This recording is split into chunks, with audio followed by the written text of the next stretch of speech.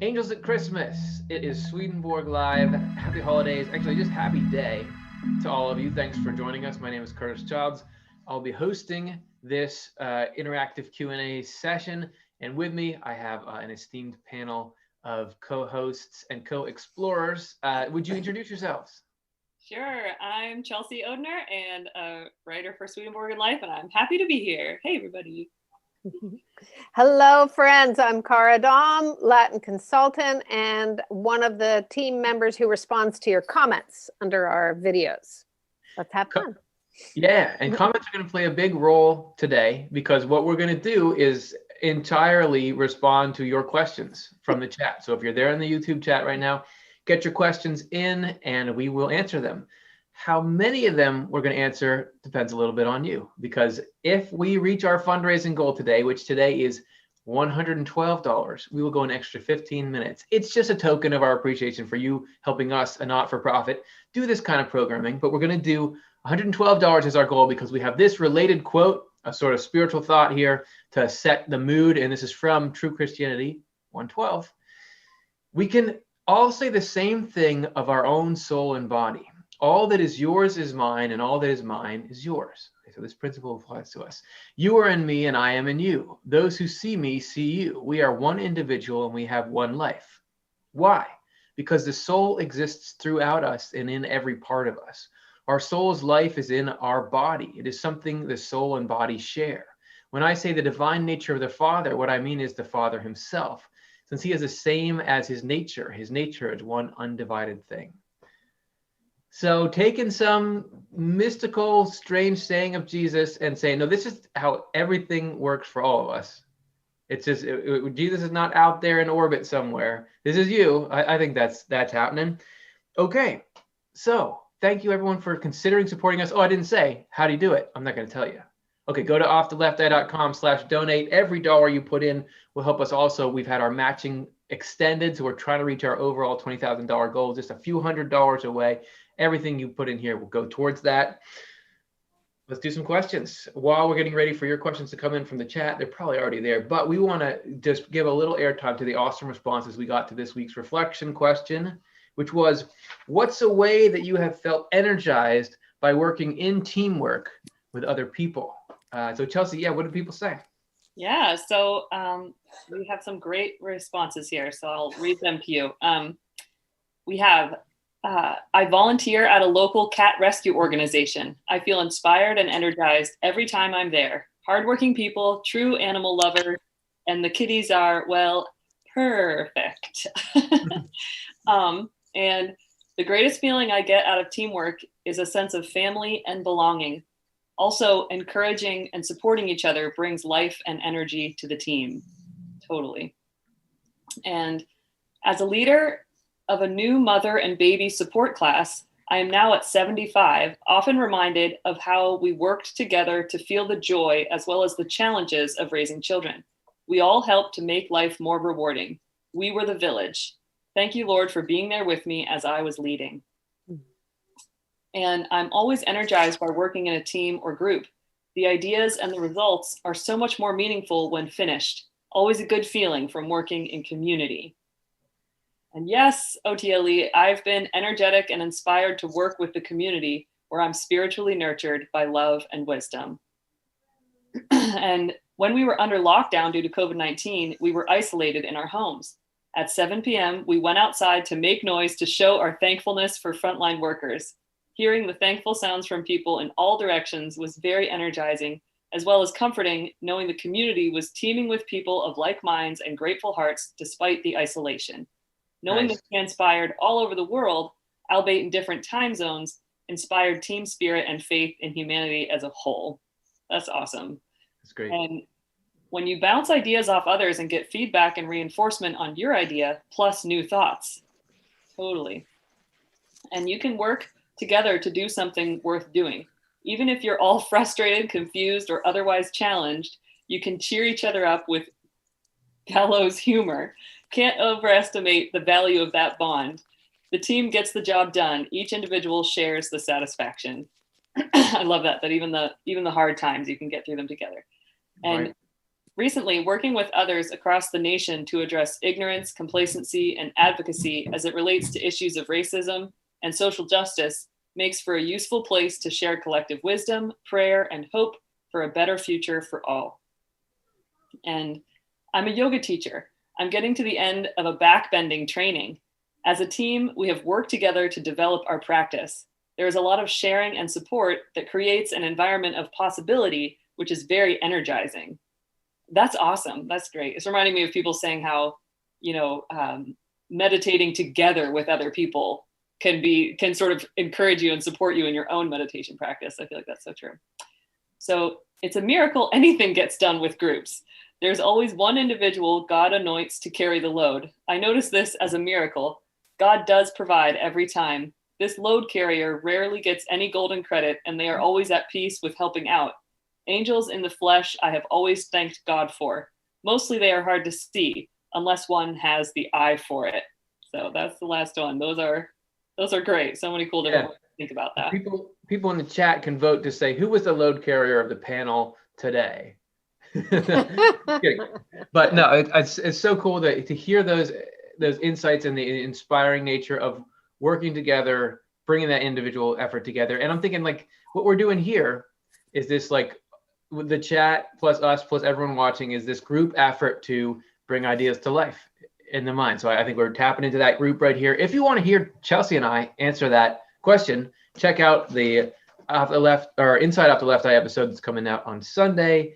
Angel Visits and Swedenborg's Spiritual Audience with the King. That's going to be a not to miss. All right, let's get into our questions and see what people had to say. This is question number 1 from Witch of the Wildwood, who asks, does Swedenborg mention anything about menstruation? I know in the Bible it says a woman is unclean because she menstruates. What might be the meaning of that? If we went to our Swedenborg search thing and typed in menstruation, do we get anything or do we get anything around that? What do you think? I don't think so. I don't think I've run across any discussion of that, which I never noticed before. Right? I know. I feel like I think about it a lot for myself as a Swedenborgian, but I don't think I've ever actually searched that term or just happened to come across anything about, the uncleanness that those sort of rules of uncleanness in Leviticus or whatever. So one thing that we know for sure is it doesn't mean that you're unclean when you're menstruating. Yeah, correct. It doesn't mean that the literal level of those, I want to say Levitical laws. I don't know if that's Leviticus or not, but that never translates to, yes, this is also true about things. It's always representative of something deeper and something within all of us. But the thing about like the way Swedenborg's correspondences are, you can't just like, I can piece it together because I know what blood means, and you don't, because it's so different. It could be anything, but I know that you don't got to worry that you're unclean, right? That's all we've got. Yeah. Yes. Right. I mean, and this is such an interesting question because I guess the question is, what might be the meaning of being unclean? And that would be an interesting search that I haven't done. And I know at least other people have done that research. I haven't myself, but it's funny how it's so different in my mind from the actual, like where Swedenborg helps me think about menstruation or anything is just the whole, everything he says about cycles and renewal and, just like those sorts of theological concepts that are in his writings and really shine, I find great application for, a woman's menstrual cycle. Yeah, and a good point. And also just the complete honoring of the human form and the correspondences of all the body parts and all that kind of thing are very essential. So I would think that it would be totally honored by Swedenborg. And the meaning of it, I mean, if you think abstractly about what would a discussion of unclean things in the Bible be, it would probably be something about the darker sides of our souls or something like that, which does not mean that menstruation is a darker side of our existence. it's symbolic perhaps of something like that. Yeah, there's so That's much. a guess. Yeah. Right. There's so much in those biblical laws about keeping things separate. Like if you've done thing X, you're ritually unclean. You have to be purified before you go back in, and that extends across so many different acts. I was just reading about how much effort God takes to within us keep good and evil separate. So that doesn't necessarily mean that you won't experience both in the same day, but somehow down on the like spiritual molecular level, there's great care taken to make it so that good and evil don't cross boundaries in a way that they're hard to separate. Because after death, we get to, if we want what's good, we get to have that evil separated out.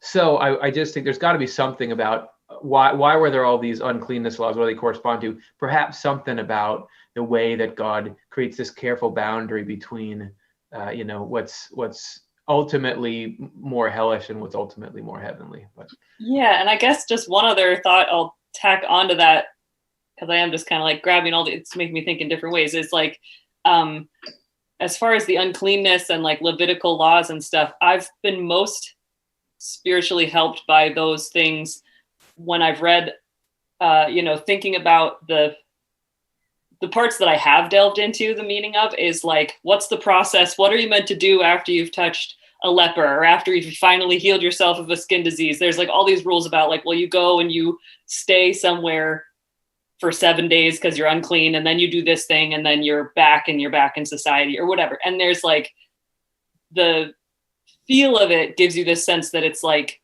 there's this important process to our spiritual growth. Like there are these phases that we go through, and that they're like that's this cool kind of spiritual alchemy going on when we're going through spiritual growth, like when our states are changing or we're removing an evil in our life and changing and stuff like that. So I just think anyway,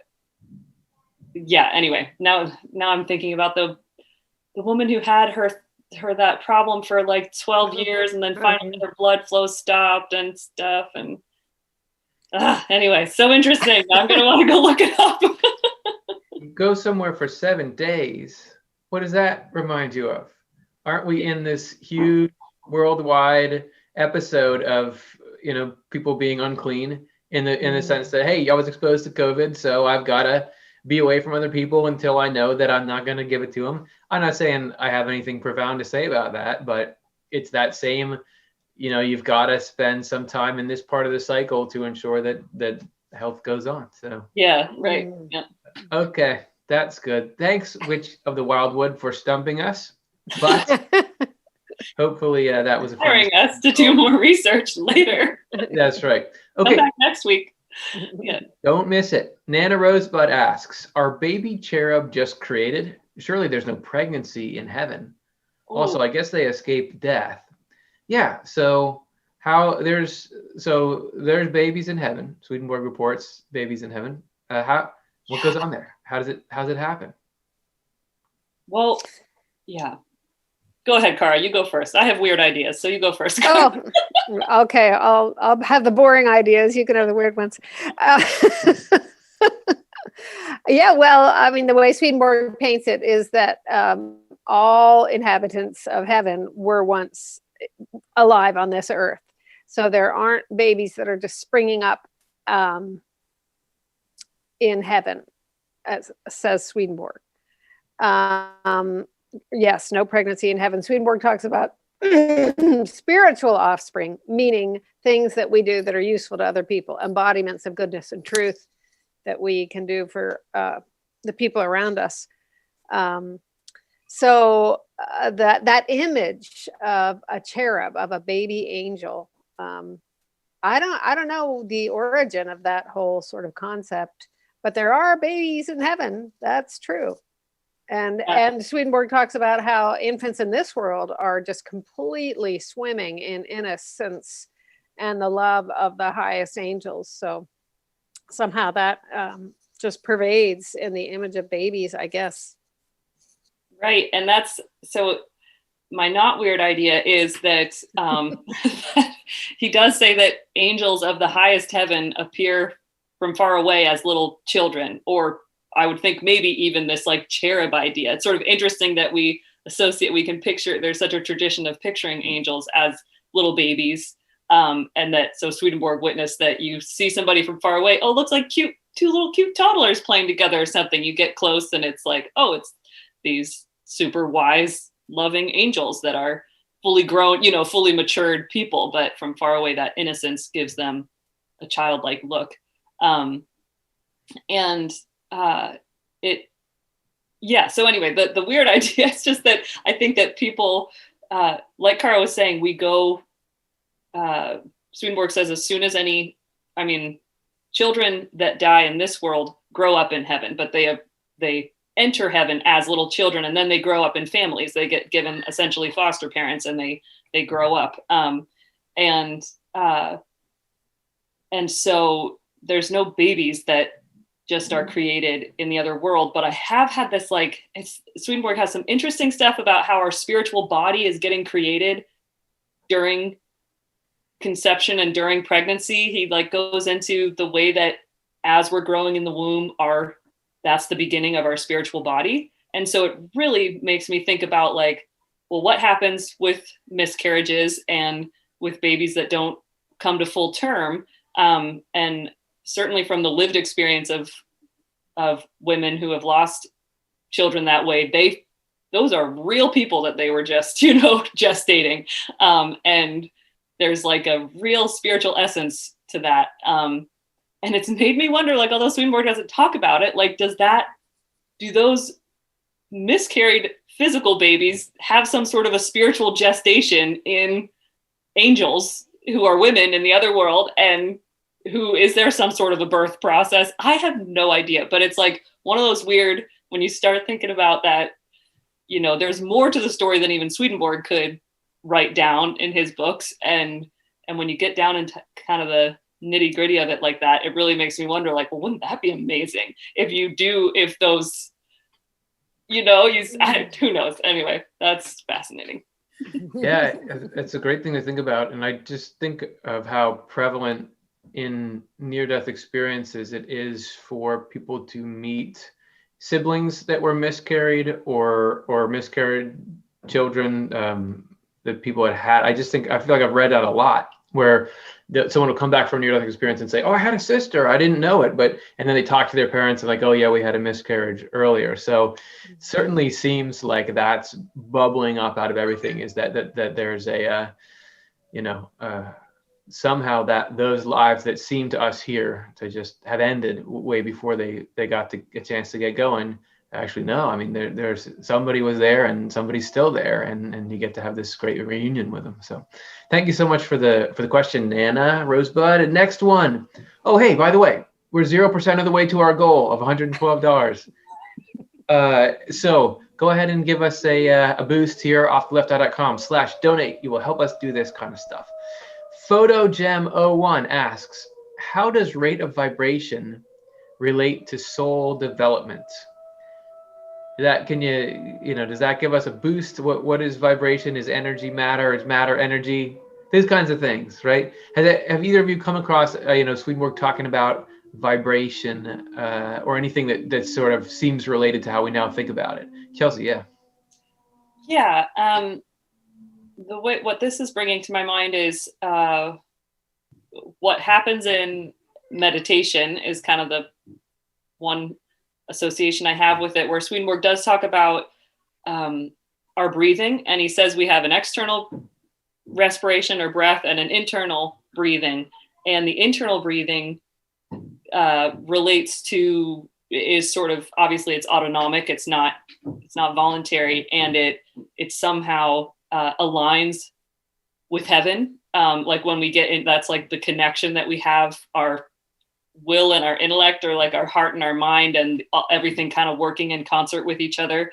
And so he said any spiritual insight that he had was directly related with kind of what you might call the vibration of how things were going on in his body.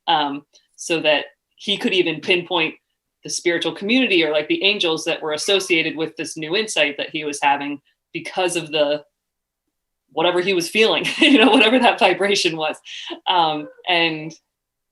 So he, in a similar way, he describes that angelic communities have their own heart rate that they all share, like that there's a certain pulsing that you would call a heart rate that the whole community is involved in. And then, so that's different depending on the different community. And I think he even says that the more celestial, like heavenly inmost levels are kind of slower. And then the sort of spiritual thinking ones are a little bit more upbeat. And so I kind of think, so that's some thoughts about vibration, how that relates to soul development. I think we can connect to that, where it's like, I feel the best after a good meditation where somehow things have gotten to slow down a lot, or I sort of get into like an inner space where there's just like this very comfortable ongoing, I don't know, maybe it is a pulsation or vibration, and it just feels like you're resting in that. And then that feels like it's given you some amount of renewal. And so there's sort of that kind of helps me and resets me, so that then I can, so it's not like that I think that I get spiritually enlightened through that. I mean, I think any spiritual development still just depends on us engaging our sense of self and thinking about, repentance and wanting to amend our behaviors and, like align ourselves with the Lord as we understand that. But we can use tools like meditation and other ways to like consciously connect and align ourselves with spiritual communities that are at these different, vibrations, so to speak, and that can help us on our journey. Yeah, I love it. Great thoughts about the nature of it. And I love that slowing down and the benefit. I mean, mindfulness is this thing that's being recommended by not just meditative people, but psychologists and psychiatrists are saying you got to do mindfulness and you got to do it this way because it's so helpful. How cool to think that could be us tuning into some heavenly vibrations there. Yeah, Cara, did that inspire any thoughts in you, or you have anything around this topic? No, but I really appreciated what Chelsea said. Thanks. Awesome. Well, I'll offer a partial thought because maybe this could relate to soul development, but when I think of vibration in my mind, and people use that term a lot of different ways, but I think about like a vibrating table or something. I think about a little line that's really wavy going up and down. So that's like a light wave. And I know that it's light waves that are at different frequencies, like the waves are smaller or bigger.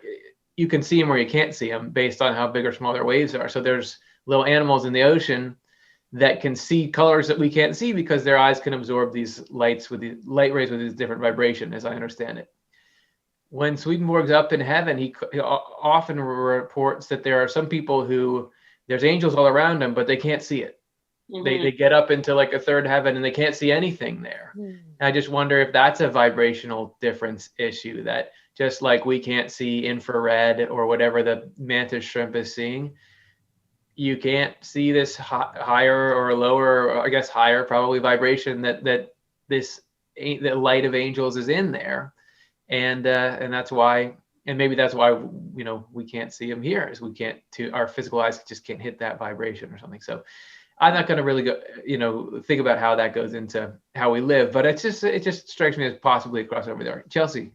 Well, yeah, just going on what you're saying, because I think that's so interesting to think about it from the angle of spiritual light, and that spiritual light is truth, and sort of it could connect with the soul development aspect of the question, because Swedenborg talks about how our minds are vessels for love and wisdom, or we are these receivers, these our receptivity.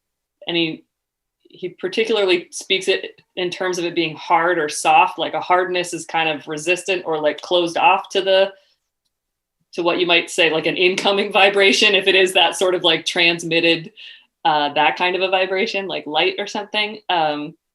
And that we have to go through a process of softening our vessels, which is like a surrendering to be able to be receptive of that incoming vibration. What's cool is that Swedenborg says that the Lord is present with all of his divine love and all of his divine wisdom to all of us all the time.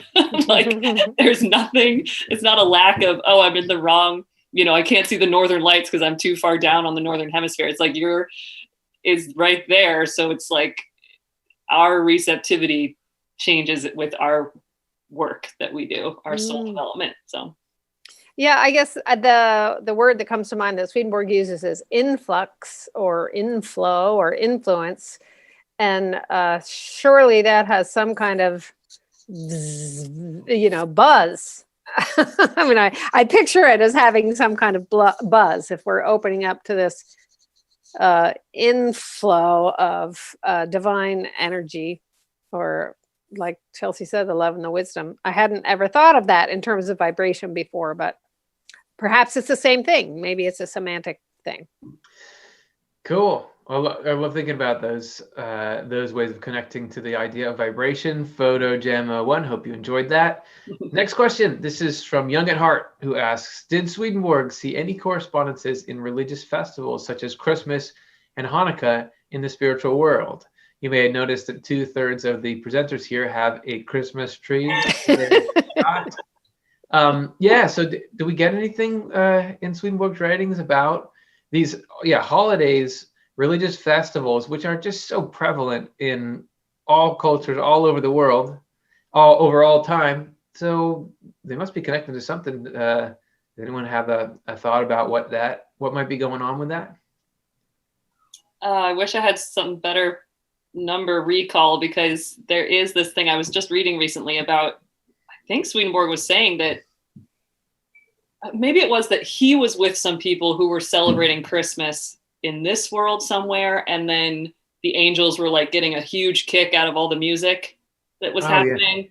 Or maybe it was the other way around, that it was like, anyway, it was some way where angelic communities were connected with people in this world who were celebrating Christmas and singing a bunch of songs. Well, let's stay on that music for a second, because a number that's coming to mind for me is Swedenborg's description of music, I guess he was listening to, having a huge impact on the spirits that were around him, that it soothed even sort of negative spirits into this very chilled out state because they love the music. And at least in the United States, I think around with a particular celebration of Christmas, there's music. There's a whole genre of Christmas music. Yes. And you only listen to it around Christmas, but people are going to listen to a ton of it. I wonder if that has a ripple effect out in the spiritual world, just the kind of music people are listening to and how that transfers to spirit. So I love that. Cara, do you have any thoughts on holidays or rituals or those sorts of things?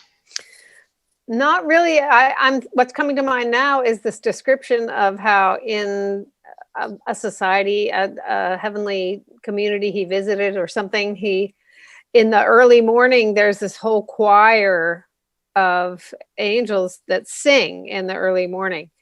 And that just reminds me, I mean, it makes it feel like every day is some kind of holiday celebration, but I don't remember seeing anything about Christmas. So that's cool, Chelsea, that you saw that part. Surely, I mean, I would think that there would be some kind of acknowledgement of Jesus's birth in the world, because that was pretty major in the spiritual history of the human race. But I don't recall a lot of discussion of it in Swedenborg. Yeah. Well, it's good, and I know that he talks about festivals in the other world. I don't think he gives them a name. He's in some kingdom and there's a prince and there's a festival that's going to go on that day. He's getting kind of a flavor of what their life is like. So I don't know if it's a religious festival, I can't remember, but there certainly do seem to be similar events to what we go through here. I know he talked about with the early Christian church, the fact that they would eat meals together was a big part of how their fellowship grew, and the whole church started to spread. I know eating a lot of holidays center around sort of meals together. So there's a lot of pieces that you can piece together, and that's fun to do. So thank you for the opportunity, Young at Heart. And thank you to Stephanie, who gave us a gift, and we're on the board. We're making our way up. And then right after that, Sean gave, and now we're getting even farther. So thank you so much, Sean, we are now getting up towards, we're almost just a hair under halfway to our goal of $112 for an extra 15 minutes of us pondering and gesticulating. So go to offtoleft.com/donate if you want to contribute and help us do what we do. Next question. This is from Blue Red, who asks, what is the relationship between play and truth? And how I read that is play, a mechanism for learning, or is it related to learning? I don't know. I guess you could read the question a different way, but curious if that sparks any thoughts in anybody. What comes to mind is that I have friends who are very knowledgeable in the Rudolf Steiner approach to life, the Waldorf education system, right, and things like that. And they make a big deal about play and how important it is, and that is a child's work, essentially.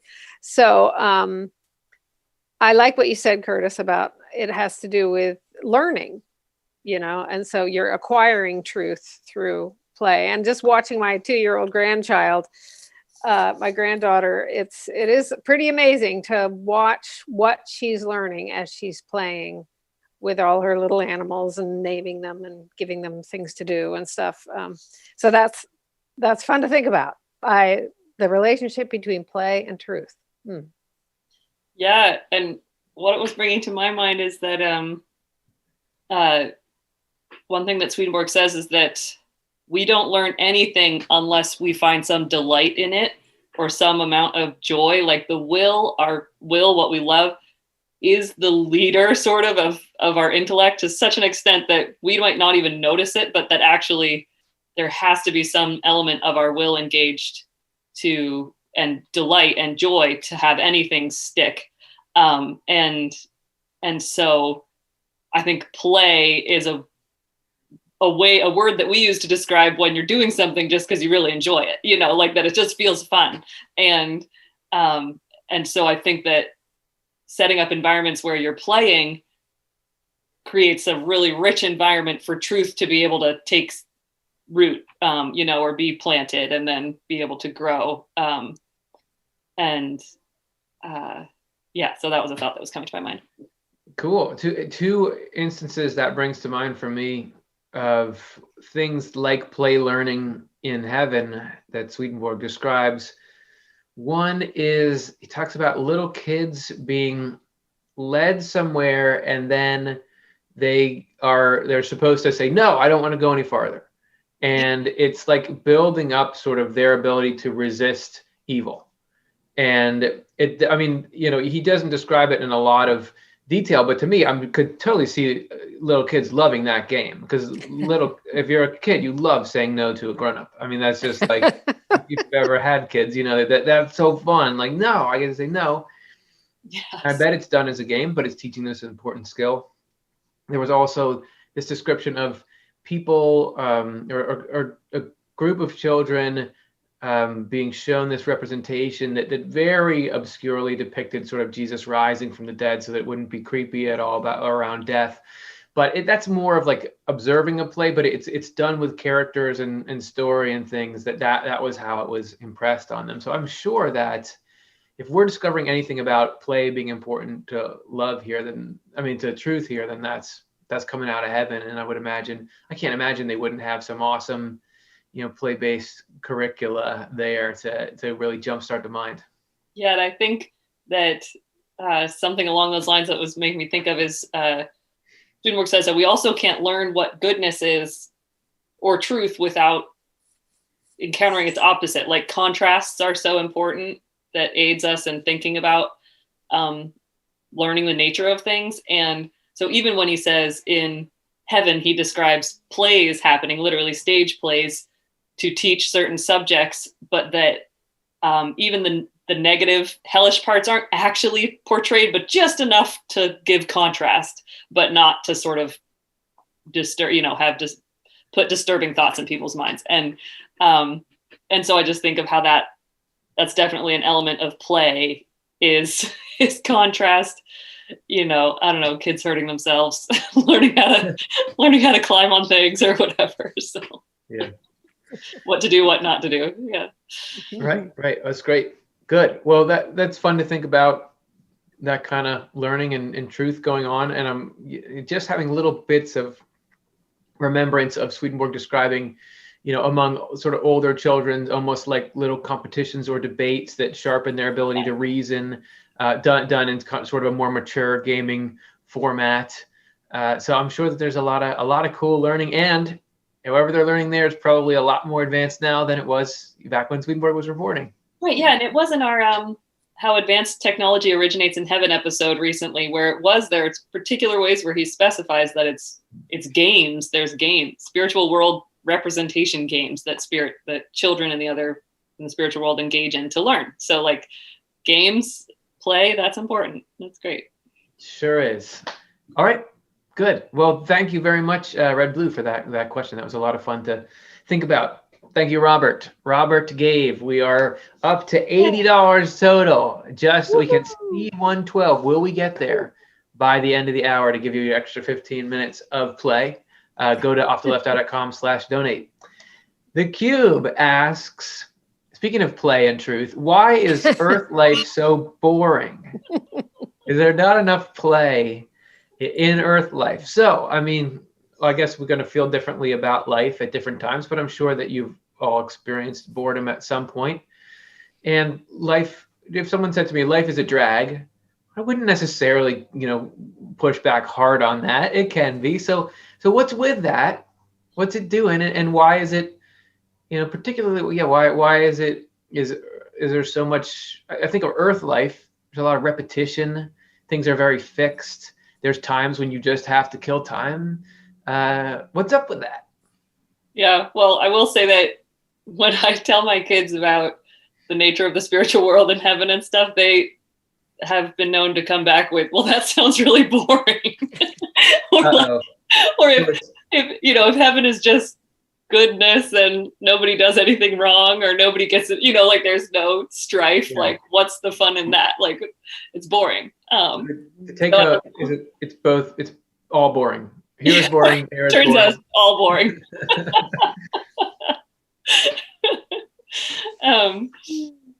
So I think I do think it's a matter of perspective.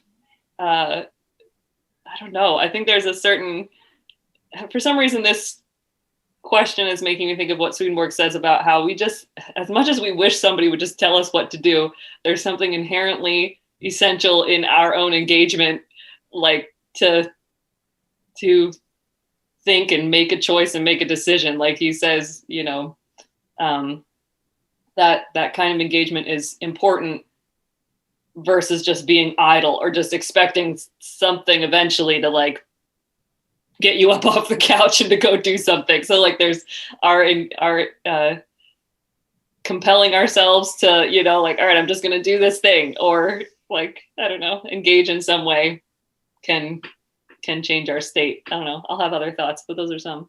That's great. That's a great place to start. The card, does that call up anything in you that's not too boring to share? It's all boring. It's all boring.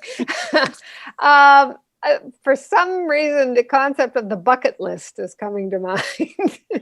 Like there's a lot of interesting things, but in this world, but it does require a sort of stepping outside of yourself to just try to encounter the existence of other beings and other people's interests and other people. I do write a lot on other people's interests and other people's passions, and I get a lot of energy out of that because I feel like I'm kind of boring. I'm not an artist or a quilter or a this or a that, but I love watching people who are. So, and the Lord has given such a variety of gifts to people, and there's nothing I love better than watching somebody do what lights them up. So sometimes I don't feel it in myself, but I think it's out there in the universe that there's a lot of excitement and passion and cool stuff going on. But I know it's hard to tune into sometimes, for sure. Yeah, it sure is. But nothing is allowed except good is coming out of it. So I'm thinking of where is the goodness in boredom? I do. The world that we're in is so regimented. There is just got to be day, got to be night. Christmas is coming, but for a kid, it's like it's not coming for 20 days. Like that, really? That's how it is. And there's just so much. I've definitely paused at times when I'm doing something routine and just realizing so much of life is these little routines, like washing the dishes, and that if the director of the movie chose to have so much of life be these little things. But I do think what it does over time is builds this concrete sense of what normal is to you that I think can be really effectively built on. That's sort of the message of correspondences is here we learn about objects and very physical time and space based situations that are overall pretty boring in the scheme of things sometimes, but those then become these really living, interesting symbols for spiritual things. And when you translate that, so this has got to be foundational here. It's got to have some of that nature to it, the steadiness, the repetition that builds the foundation of the house is the least interesting part. I mean, it's the simplest part. It's the most blocky part, but it's got to be that way for stuff to rest on it. So that's one That's an interesting side of it. Yeah. Yeah. I think, the only other thought I think I have on this one too is that I think of boredom as a state of being, it's a state that we can get into. And this question of why is Earth life so blank? You could just insert any number of words into that statement because life is actually this spectrum of a lot of different states and experiences that we have, joy and sadness and heartache and loneliness and, just everything. And Earth, like life is not one thing, and that sort of everything. It's amazing to think about how, the way that even if you think about our Earth in space, like we're never in the same place at the same time. Like this, and then even in our own lives, we're this spiraling experience of new things. So it can feel monotonous, but you're never actually in the same place you were before. And so you're never gonna, just wait, like a shift is going to happen, so if you're in a state where, like when my kids come to me and they're complaining about being bored, it's like, well, just let yourself be bored and then see what happens later, because something's gonna shift, because life is not always bored. Then it's going to turn and become, devastating, or it's going to become really joyful or hilarious. But then you'll be back at the bored thing. And that's like a part of the cycle and fluctuation that adds to the ultimate richness of life. That same contrast thing of like, if we have to be bored so that we can enjoy not being bored. Appreciate the not boredness sometimes. Right. That's the boredom is the gift that keeps giving. Well, and it could be that the boredom has something to do with switching our spiritual communities, because what excited maybe some communities that we're leaving. Right. As we change, we're going towards communities that are going to enjoy the life we have now, but we're not quite there yet. I remember being told about by somebody who, Peter Rhodes, who's appeared on our program a few times. He was a parole officer and worked with a lot of addicts and things. And that when somebody's becoming sober, initially it can be boring because it's Saturday night and what did you do? Well, nothing. I didn't go out. I didn't do anything. I just sat around the house with my family. And there can be a real struggle there of I'm used to this like high octane, energizing life that had all these drawbacks. But in time, they come to really treasure this. Nothing. It was nothing. I didn't do anything crazy. I worked on the sink and it was just great. So it could well be that we sort of there's a change in what we love. And while we're in that interim, there's some boredom and things. Totally. Such a good point. Yeah. Okay. Hey, Eamon, donated to us. And with that, actually, Eamon, thank you so much, bumped us up to 130. So we made it. We are going to, everybody, do your stretches, get your extra thinking cap, and we're gonna go for an extra 15 minutes, and we're so glad to do it with all of you. And more than that, we just appreciate the support and the knowledge that what we're all doing here together as this team, all of you and all of us, is something you feel like is worth supporting and is making a difference for you. So thank you, everyone, for your support. Let's show them we mean it. Let's take some more questions. Miko Bishop asks, if Swedenborg says that God's design is for all people to have a spiritual partner or have marriage in heaven, would Jesus as God's son be joined with a someone in heaven? You don't want Jesus to get left out of the whole thing. If we've got this idea, like there's a soulmate for everybody, poor lonely God, right? So yeah, what do you guys think about that? Well, one thing Swedenborg says is that, spiritual things are hard for us to wrap our heads around when we think of them from our earthly, like from the world of appearances and outer levels of thinking, the nature of time and space and stuff like that. So that's my setup. But so Swedenborg talks about how Jesus was just the incarnation of God.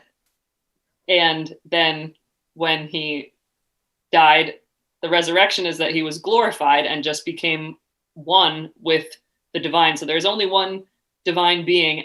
And the word that Swedenborg gives for this divine being is he'll call it the divine human one, because there's this critical fact of God that it's divine and human, like full spectrum, everything, the infinite one that is present in all parts of creation. And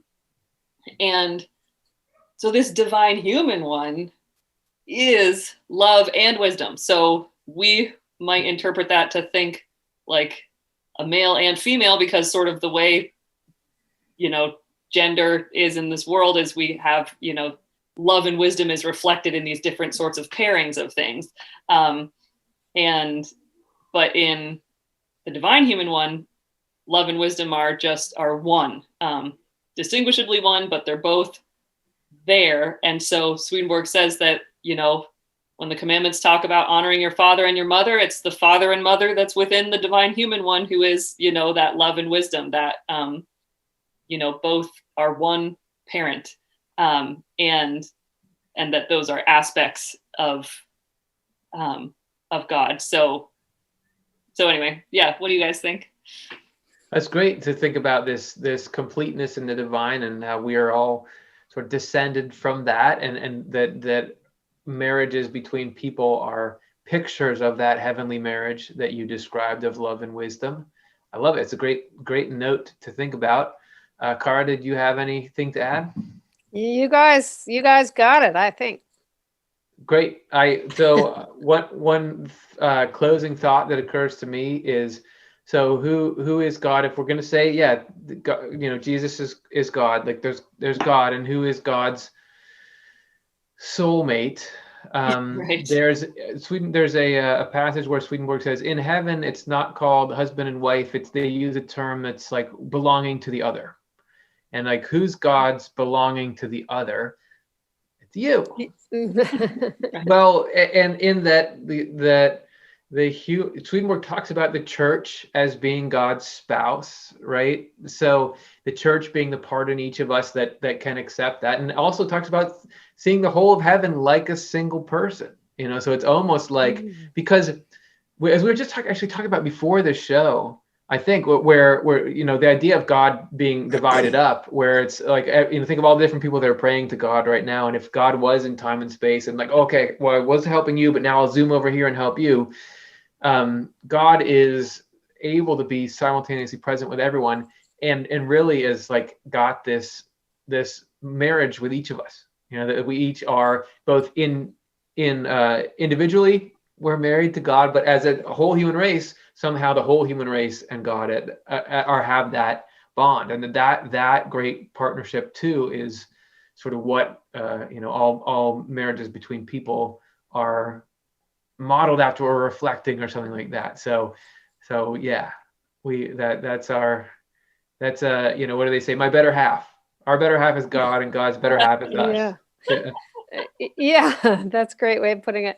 I'm just remembering now that Swedenborg talks about the what was behind the creation of us human race types is divine love, and the nature of love being to love someone outside of yourself and to want to make them happy.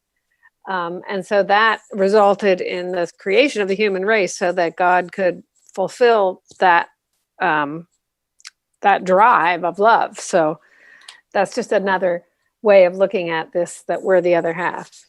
We're created because God had all this love. God is love. God wants to give it all to us. So by being so lovable, we're doing God a huge favor. Need somewhere to park all that love. Hey, I want to say thanks to Carla. Carla, even though we'd already reached our goal, Carla realized that what we're doing is important and donated. So now we're up to 155 on the day. Thank you so much. Every time when we start this, I'm like, well, this time no one's going to donate. No one's going to. And then you always do. It's just so cool. So thank you so much. And thank you, Miko or Maiko Bishop, for a really great question that I've so far just really enjoyed all these discussions. Mm-hmm. What are we going to talk about next? Bran Webbs asks, I've heard on some of your publications that Jesus was a very joyful spirit. To that end, joy is the spirit of Christmas. So what's Swedenborg's take on Santa, if any? What's the doctrine of Santa? I don't think Swedenborg talked about Santa. I think that Saint Nicholas, I don't know. Anyway, wasn't quite the same thing in the 18th century as it is today.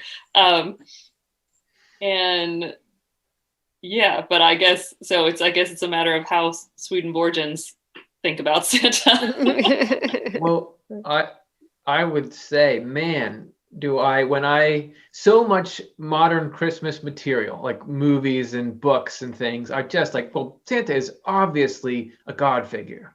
Yeah, right. Santa is like Santa is interested in you being good. I'm thinking of, there's a movie called Elf where, like in every movie, Santa, it's like, do you believe in Santa? And believing in that gives this power to the connection between Santa's sleigh in this case and people. Santa wears red and white, which just happen to be the two primary colors in the spiritual world, love and truth. Okay, like that was an accident or something. And Santa gives presents, which God gives us life and love. And, without presents, we wouldn't build this same joy around Christmas. I think that it's got to be some kind of divine plan that Christmas becomes this thing that is so exciting to kids, and that we link that excitement with. Anyway, so I would say, like, I love Santa. I mean, I think that's cool. I think that a lot of the stuff around that, I can get moved because I'm just thinking, yeah, that's like what the Lord does for us. It's like what's going on. I don't know what the chimney thing is, but. But it's exactly right, where it's like, I guess what Swedenborg's take might be, if we are imagining, is like that Santa corresponds to something. Like, what is the correspondence of Santa? Right. Yeah. Mm-hmm. And I love that, how important giving and receiving is. Like, that's a huge thing. And it's fun to think about all those different elements.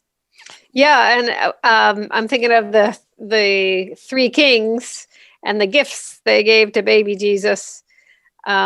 And maybe that started off the whole gift giving thing. But yes, that whole thing about, not even getting gifts from Santa, but how we all, like even kids, want to give gifts, and just that whole practice of thinking about somebody else and doing something for somebody else is so essential in Swedenborg's hierarchy of loves, the just love of the neighbor. It's just a little concrete way where the whole world sort of gets on board about, let's do everything good for the people we love and other people. I mean, all for all people. So yeah. I don't know. Good idea. The correspondence, Chel. That's a good way of putting it. Well, I was just thinking, because another aspect of the Santa thing, or in my experience, or like, is that there's, or something that aligns with something Swedenborg talks about, is the emphasis on developing conscience. Like that this whole Santa idea, because I was thinking also now the elf on the shelf is a big thing. And like, and I was just thinking about how that's kind of like, you know, just whether it's this idea that, oh, there's these sentient beings that you can't see, but they somehow know what's going on for you. And then how that's sort of this useful tool for kids to develop a sense of conscience, you know, that how valuable that is good, you know, so it's good to have ways of encouraging that in kids and stuff. Yeah. Not lording it over them. Like, or else, you know, I'm going to tell Santa. Calvin and Hobbes. I don't know if you guys ever read the old cartoons, Calvin and Hobbes, and there's like one of him on Christmas, and he's opening all his presents, and he's like, absolution on all charges. He doesn't have to be good anymore because he already got his presents. You know? Exactly. And I just think if we're the spirit of Christmas, I mean, Christmas, I know that there's like this tension between, oh, is Christmas about Jesus, or is it about Santa and presents and the modern celebration of it? But when you get to all these movies and things, it's what's the spirit of Christmas is love, is you know, kindness, you know, to your fellow human beings. That's the theme in every corny Christmas movie there is about that spirit coming out. That spirit is literally Jesus Christ.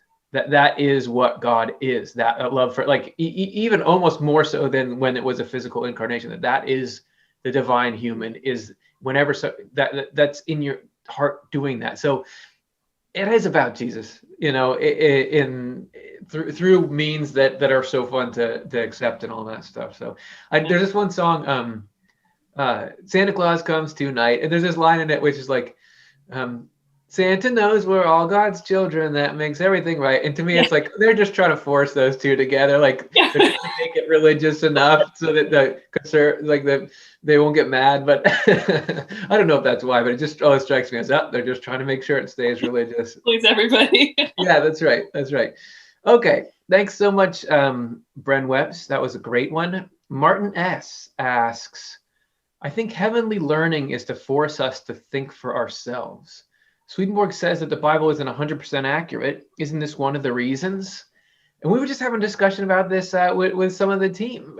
So is learning, what's the importance of thinking for ourselves in learning? And does Swedenborg talk about that being an important part of it? Yeah, well, that first half of that question, an interesting thing that comes to my mind is that Swedenborg talks about the importance, of our free will, you know, is really a big part of it, and our spiritual freedom. So to think for ourselves is because that's so core.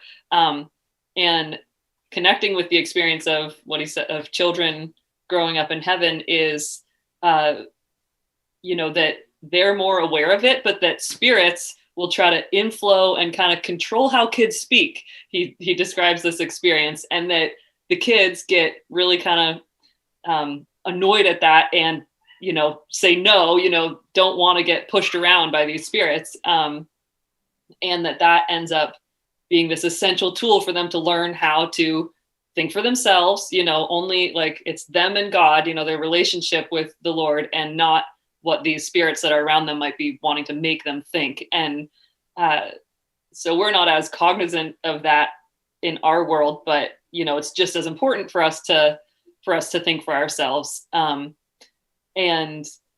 I'm not sure if Swedenborg specifically pins down the accuracy of the literal sense of the Bible as being a reason that, or, you know, because we need to think for ourselves. But in general, he does talk about just that the literal level is this container, and we have to, it's what we bring to it, you know, like what we bring to it and our intention that is the means of our enlightenment through it, you know, how we get connected to any actual spiritual truth. So you can't just, you know, he says you can't just, I mean, people do this, but it's like that we have to grow out of this of just swallowing what other people tell us to think, or just, you know, taking in what we were told to believe, how important it is for us to think it through for ourselves. And That's great. That's a great couple of points there. And I love what you said about the Bible. You can't just take it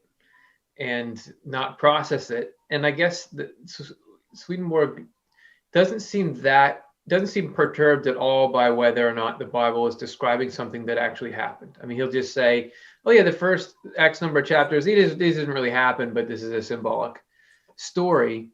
There are people who take the Bible is a absolute force, meaning this is true down to every single letter, meaning literally true, and this is exactly how things are, and you have to think like that. Like if it says the world was made in 7 days, then the physical world was made in 7 days. And the picture Swedenborg gives of learning says nothing is taught like that, where it's just you're forced to believe it. Even in heaven, when they tell you something true, you are also told the the competing false theory alongside it, which is a really bizarre idea, but it's just to underscore that learning has to be something you weigh for yourself, that you're not even in heaven are you just told, look, this is what it is and you better like it. He in a really cool passage, and I believe Divine Providence, he talks about how doubt has to be there, because if you don't have might be true, might be not be true, I have to weigh this, your thinking is like a statue. It doesn't have movement and life to it. Your concept of whatever idea that is not really alive. It's almost two-dimensional. But when you've gone through the process of thinking it over and weighing it and really doing some soul searching on it, and then you come to believe it and affirm it, it's like a person that's alive, and that's you can't skip that step. So there's just no forcing people to believe something, much as we try to do that with each other. You can't do it. There's so much power in the questions that we carry.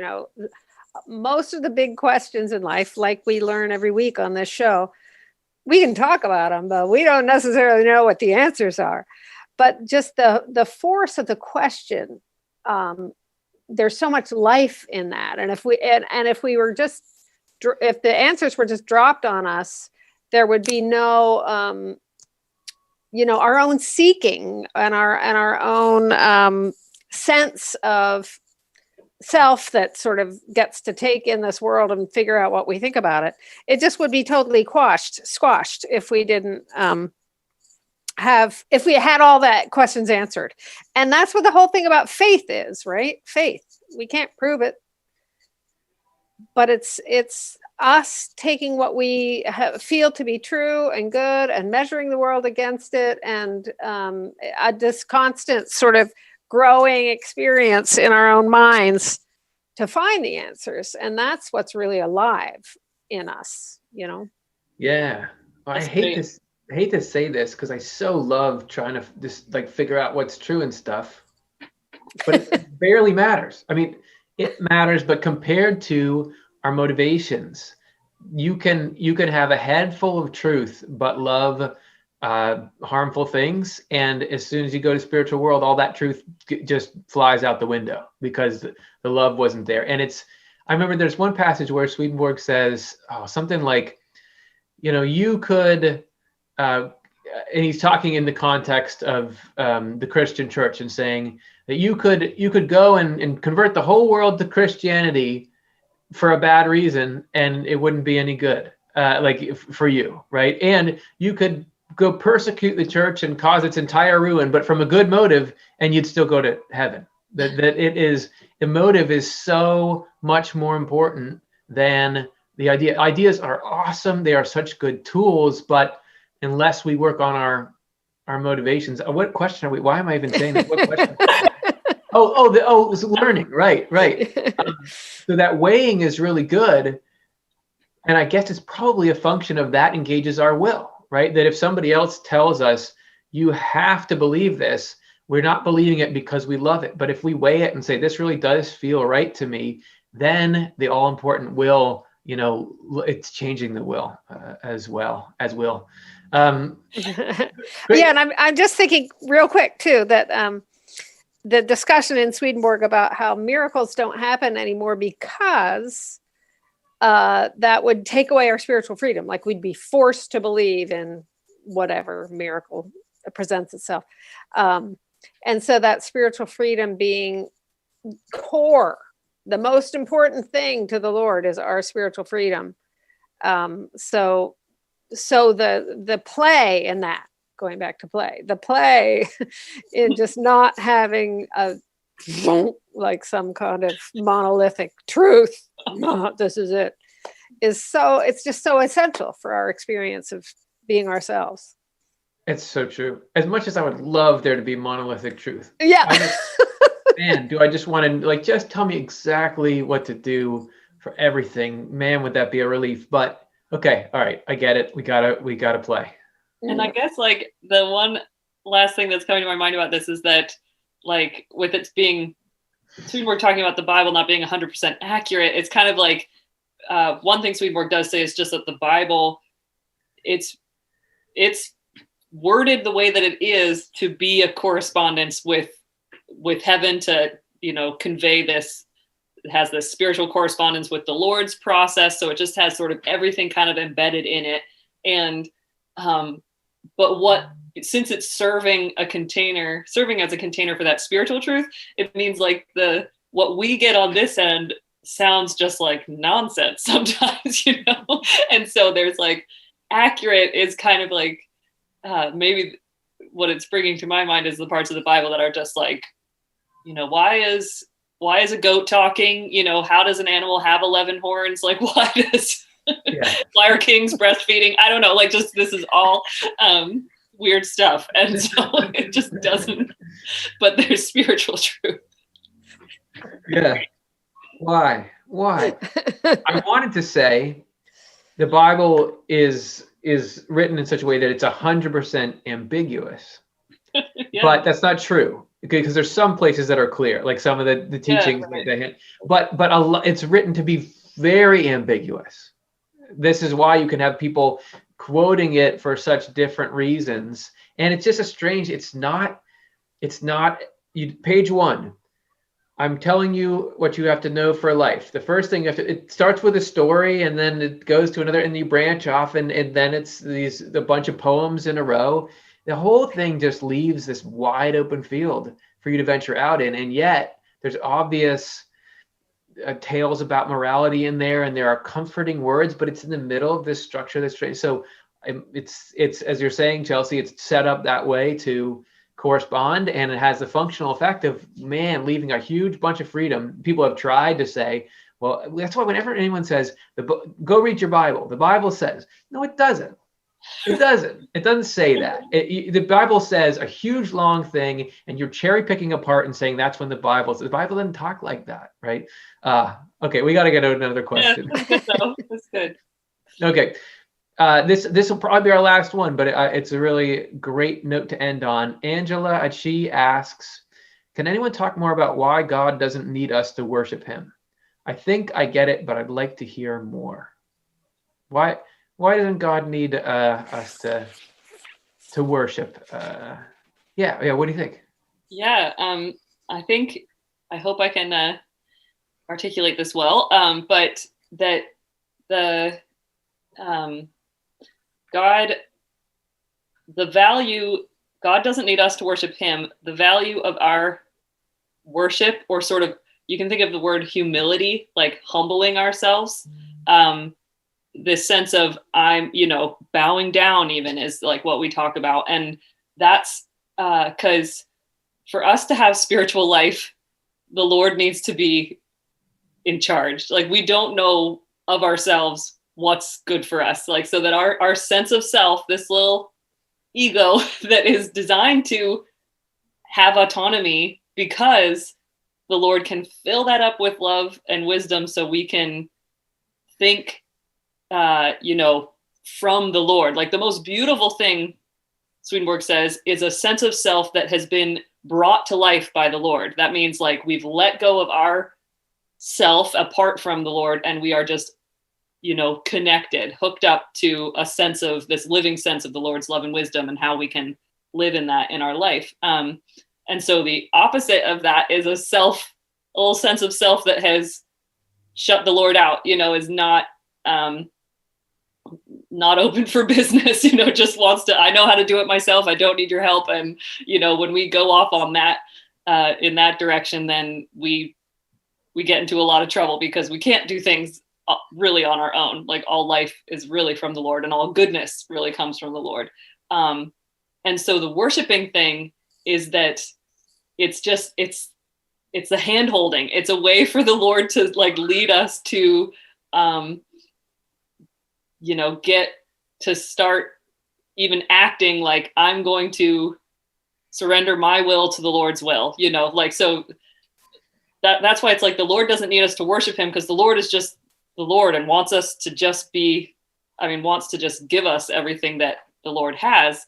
But it's those hardened, vessels that we were talking about that close the Lord out, that those things need to be softened. And so this idea of worshiping the Lord is that, training ourselves in humility until we can start to really feel it, like feel the reality of it. So I think that's why that there's like the, whatever your external practices of worship are, like there's so many, it's hard to say, there's so many. When I say worship, it probably brings up, a different idea in every single person who's hearing that word. But I think a sort of core element is this surrendering, and that is slowly training us to learn how to really give our will up and let the Lord's will be what we want to have happen. Beautifully said. Important, yeah. but for a different reason than you might think. Cara, do you have any thoughts? Yeah. If we are like the highest thing in our own universe, the Lord knows that is not the path to happiness. To just be completely absorbed in our own selves and our own, concept of truth and goodness and all that kind of stuff. So he doesn't need us to worship him, but I love your thoughts about humility, Chelsea. Just that our being humble in the face of a higher power is just gonna up our ability to find happiness and joy, I think. Yeah, I think that happiness and joy is probably what's in God's mind. Like the worship is a means to that end, and God is really like loves the means because loves the end, which is our happiness, but doesn't care about the form of the worship by itself. It doesn't care about, oh yeah, here comes worship time. This is great. But knowing the worship is, as Chelsea was describing and Cara, the essential step to getting us to the place where we can let good life in. Yeah, there's a need for that. And when I think of the word need, like, do I need my daughter to make good choices when she's a teenager? Well, yeah, I really want it. I need it, just like God needs us to worship him, because this needing is this step towards us letting in this life of heaven that's going to make us really happy, but doesn't need it in the negative sense. Like I need to feed my ego. I need, right. I've got this need. I'm incomplete on my own, and you've got to fill it for me, Right. And I do think there's like because I don't know. Right now I'm in quarantine. I don't do a lot of, I'm not going to church. I don't know what people's forms of worship are right now. I go to like a prayer service, like a virtual Zoom prayer service thing. And then it's like, I might read things by myself and pray or meditate. And it's like, those are kind of worship, but they're just like me taking the time to want to connect to something. Yeah. Like Cara said, something bigger than yourself, and remind yourself, like that's why it's just really for our sake. Cause it's like, yeah, exactly. The Lord says like, what is it? Like my yoke is easy and my burden is light. Like I want to give you rest. That whole idea is like, we carry so much freaking weight all the time. Like we think it's all on our shoulders. We just are so burdened by, all of the stuff of life. And the Lord really wants to like, look, it's different than you think. There's like a better story going on here, and you don't have to hold it all yourself. And so when we're in these practices of praying or reading the word or, showing up to hear a spiritual message or something, like those are those the Lord likes it because, like Curtis is saying, those are those access points where it's like, oh, great, I could like let you know that it's not, you know, you can, it's gonna be okay, you know. So. Yeah, right. Yeah, and I just have one more thought, which is Swedenborg has a beautiful line, and I'm not going to quote it exactly, but it's something like a person who is living a life of goodwill to their neighbor is in a life that is in constant worship, or something like that. Is in a life of constant worship, something like that. So worship being to be good to those around us, because that serves God's ends. That's another way of looking at worship. And I think the whole world needs us to worship in that way. Yeah, I remember early on when I was doing a Facebook page for Swedenborg Foundation about heaven and hell, and we started putting Swedenborg quotes on pictures. That was one of the early ones. Mm-hmm. If a person lives a life of kindness, they're continually at prayer, if not with their mouth, then with their hearts. Ah, thank you. Yeah. Nice. So it's happening. Man, okay, this is really bad, but I just want to say really quick, there was a guy named Robert Martin in the chat who asked, I just want to read this one really quick. I don't even know if we have the graphic, but he said, I love tornado chasing and surfing. Do you think I'll be able to do my loves in heaven, or will my loves just change? Because we were talking about how heaven was boring, right? Yes, you will get like the core of the essence of why that stuff is fun. It won't like, okay, now I love gardening or something. There are some good correspondence of chasing a tornado that you're going to be able to do that feels that same excitement and all that. Same thing with surfing. Like it's going to be that, but like amped up. I mean, that would be my thought. Anyway. And yeah, my speed thought is like that's sometimes we have those dreams where we're doing something that is like beyond this world, but so much fun, you know, like just like dreams that you have where it's like, wow, this wasn't even possible, but I was doing this thing. And it has that same kind of like thrill and like awe, you know, that life is bigger than we thought it was. So I feel like it's going to be more and just as satisfying. Yeah, and you know, air and wind and water all correspond to truth. I mean, you're going to be in great shape. Yeah. Right. Okay, let's just do 20 more questions. Thank you, everybody. It's been a great show. We raised $155 from 5 donors, 1 brand new donor. Thank you so much for doing that. Hey, so what we do with that kind of funding is continue to produce programming. Speaking of that, on Monday, we've got a show, a Swedenborg in Life episode called How to Allow Angels to Change Your Life. Check that one out. Thanks so much, Chelsea and Cara. It was great fun having you. Yeah, this was so wonderful. Always great to get to be here. And this feels especially cheery this week, this festive season. Thanks for your Christmas trees. Yeah, so great to just chew over these ideas. And thanks so much for submitting the questions that we can chew on. Couldn't chew without you. See you later.